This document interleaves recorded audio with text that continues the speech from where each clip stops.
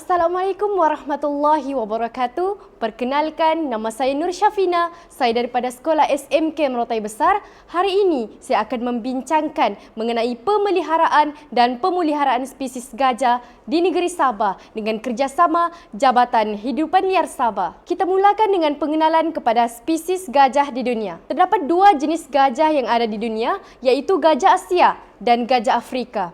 Gajah Afrika memiliki telinga yang tidak menutupi bahu, kepala dengan satu bonggol, dua bibir pada hujung belalai, kulit yang kendur dan berkedut, tiga jari kaki di belakang dan empat jari kaki di hadapan.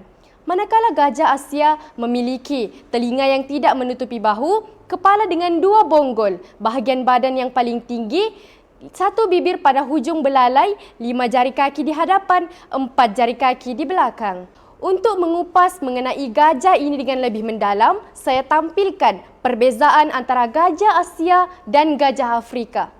Kita mulakan dengan panjang bagi gajah Asia. Gajah Asia memiliki panjang sehingga 6.4 meter, manakala panjang bagi gajah Afrika iaitu sehingga 7.5 meter. Berat bagi gajah Asia ialah 3,000 hingga 6,000 kilogram, manakala gajah Afrika memiliki berat 4,000 hingga 7,000 kilogram. Tinggi bagi gajah Asia ialah 2 hingga 3 meter, manakala gajah Afrika memiliki ketinggian sehingga 2.5 hingga 4 meter. Gajah Asia memiliki kulit yang halus, manakala gajah Afrika memiliki kulit yang lebih berkerut.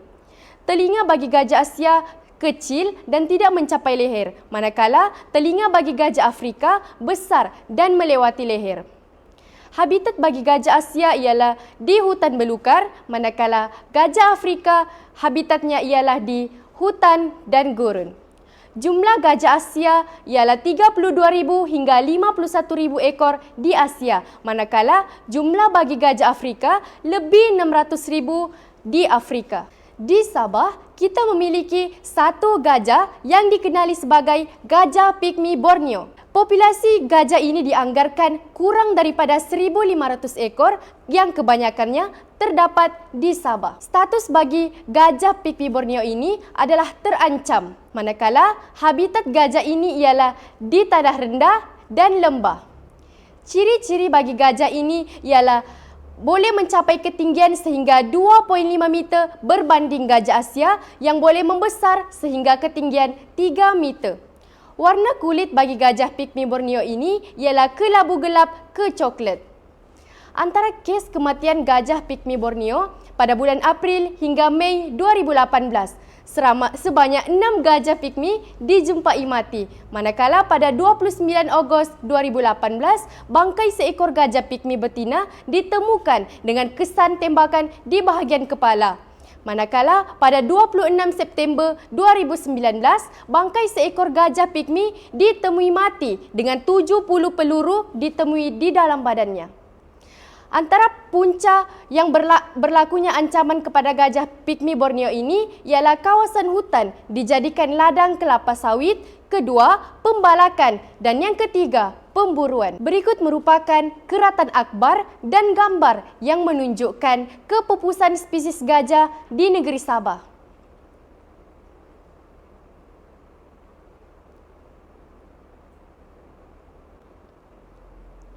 Seterusnya kita lihat kepada faktor-faktor yang menyebabkan berlakunya kepupusan gajah di negeri Sabah. Terdapat 4 faktor menyebabkan kepupusan gajah di negeri Sabah, antaranya pemburuan haram, perdagangan gading gajah, kemusnahan habitat dan tempat tinggal, dan yang terakhir penebangan hutan dan pembelakan haram. Berikut merupakan contoh aktiviti-aktiviti pemeliharaan dan pemeliharaan gajah yang dilaksanakan oleh Jabatan Hidupan Liar Negeri Sabah. Pertama, pemasangan papan tanda untuk memaklumkan kepada pengguna jalan raya dan peladang tentang kawasan laluan gajah di kawasan tersebut supaya mereka lebih berhati-hati. Kedua, pengawalan yang dilakukan untuk mengawal gajah daripada masuk ke kawasan perumahan dan ladang-ladang. Yang ketiga, iaitu translokasi. Translokasi ini merupakan pemindahan gajah ke habitat asal. Yang keempat, pemasangan kola gajah untuk mengesan keberadaan gajah. Yang kelima, pusat perlindungan gajah yang terletak di negeri Sabah iaitu di Zoo Lok Kawi. Yang keenam, Borneo Elephant Sanctuary yang terletak di Kinabatangan. Yang ketujuh, mewartakan hutan simpan. Yang ke-8, penguatkuasaan undang-undang, yang mana kesalahan dan penalti akan dikenakan iaitu Seksyen 41 Enakmen Pemeliharaan Hidupan Liar 1997.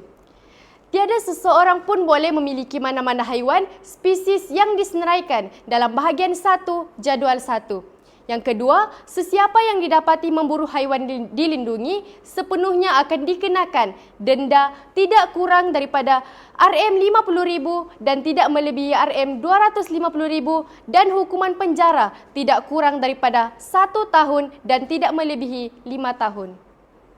Dan yang terakhir iaitu Hari Gajah Sedunia.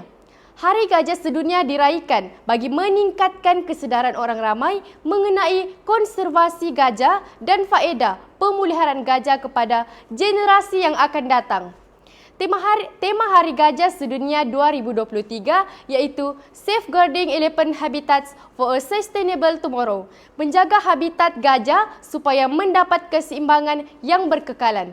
Aktiviti seperti program jelajah, ceramah, kuis, pameran akan diadakan semasa Hari Gajah Sedunia. Berikut merupakan agensi yang bertanggungjawab untuk melindungi gajah di negeri Sabah, iaitu Jabatan Hidupan Liar. Jabatan Hidupan Liar mula ditubuhkan pada 1 hari bulan Januari 1988. Sebelumnya dikenali sebagai Mergas Tua dan di bawah Kementerian Pelancongan, Kebudayaan dan Alam Sekitar. Perundangannya Enakmen Pemeliharaan Hidupan Liar 1997.